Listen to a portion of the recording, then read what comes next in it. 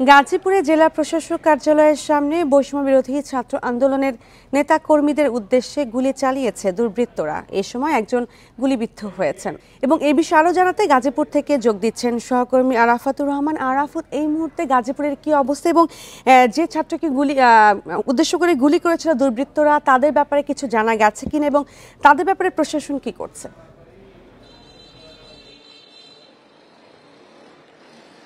আমরা এখন আছি গাজীপুর মেট্রোপলিটন পুলিশের যে হেডকোয়ার্টার সদর দপ্তর, সেখানে এইখানকার আপডেট হচ্ছে এখানে একটি উচ্চ পর্যায়ের মিটিং চলছে, অর্থাৎ জিএমপি কমিশনার এবং অন্যান্য ঊর্ধ্বতন কর্মকর্তারা মিলে মন্ত্রণালয়ের সাথে একটি জুম মিটিং এবং দুইতলা একটি মিটিং করছেন।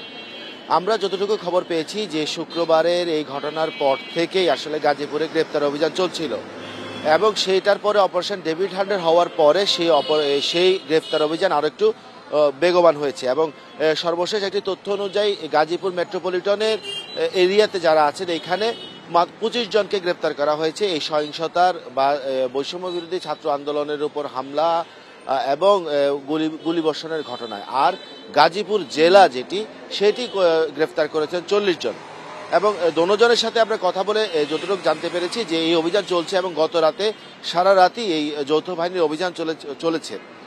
এবং এখানে যেটা বলে রাখা দরকার সেটি হচ্ছে যে কমিশনার এখনো পর্যন্ত আনুষ্ঠানিক কোনো ব্রিফিং করেননি। উনি হয়তো 12:30 নাগাদ একটি ব্রিফিং করতে পারেন সার্বিক পরিস্থিতি নিয়ে।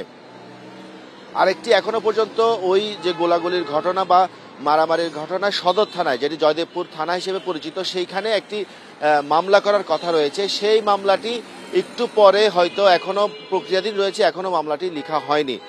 আর এর বাইরে আমরা যতটুকু জানি যে গ্রেফতার অভিযানের ভিতরে যাদেরকে গ্রেফতার করা হয়েছে তাদের ভিতরে আসলে উচ্চ পর্যায়ের কোনো নেতা, যারা এখানে মেয়র, এমপি এবং জেলা আওয়ামী লীগের সভাপতি, এই ধরনের নেতা বা এই ধরনের নেতা এখন আমরা গ্রেফতার করতে শুনিনি। যাদের গ্রেফতার করা হয়েছে তারা ওই দিন ওই মারামারির সাথে জড়িত ছিলেন বলে বিভিন্ন ভিডিও ফুটেজে যাদেরকে পাওয়া গেছে তাদেরকে গ্রেফতার করা হয়েছে। এবং বৈষম্য বিরোধী ছাত্র আন্দোলনের যারা আছেন তারাও আজকে গাজীপুরে তাদের আন্দোলন বা বিক্ষোভ চালিয়ে যাচ্ছেন।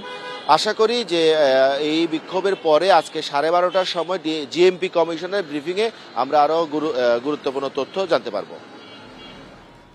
গাজীপুর থেকে জানাচ্ছিলেন সহকর্মী আরাফাতুর রহমান।